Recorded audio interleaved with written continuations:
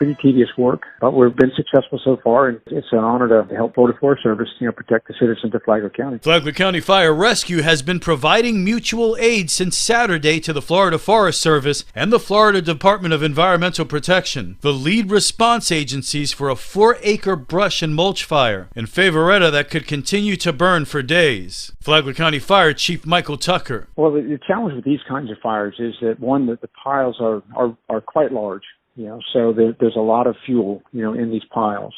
And then the fires get so deep-seated, down into the base of the piles that you have to take the piles apart, to be able to get to where the fire is at. The fire started at about noon on Saturday at 295 County Road 200. Arrow Materials, a company that collects brush to convert to mulch. A day later, there was a reflare that produced 30-foot flames and smoke. Flagler County's drone team deployed yesterday morning to look for hot spots. Well, the drones, have an infrared camera on them, so we're able to see not only, where the fire is at, but they're able to see us what's preheating, where the fire wants to move to or is trying to move to.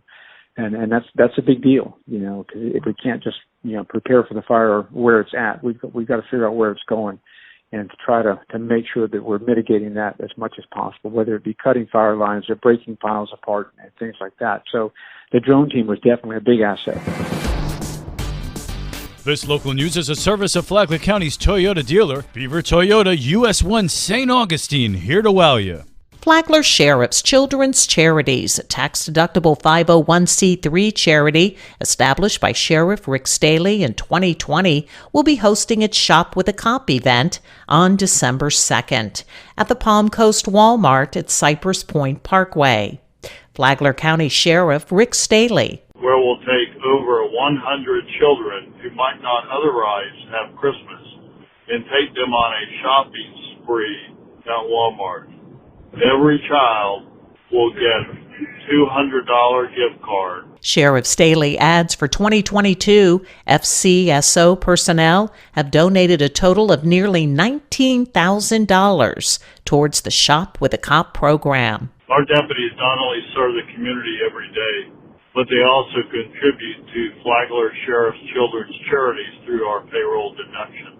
They donated almost $19,000 in just 6 months for our Shop with a Cop program. New Advent Health Palm Coast President and CEO Denise Chubb answers the question, do we have enough doctors in Palm Coast? It's a multi-pronged approach, Sometimes we work with individual physicians, independent physicians in the community to help them recruit somebody on board and help them in their practice. And sometimes, if we're unable to assist in that manner, we end up just employing to get them here so that we can continue to provide those services. She also talks about how Advent Health Palm Coast recruits new physicians to come to Flagler County. We have started to bring them in as a day or so before we want to interview them. And, we want to show them around the community. We take them to a nice restaurant. We talk about all the wonderful things that we have here in Palm Coast.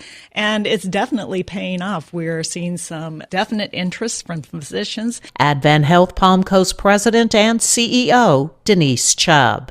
For Flagler's Morning News, I'm Karen Johnson.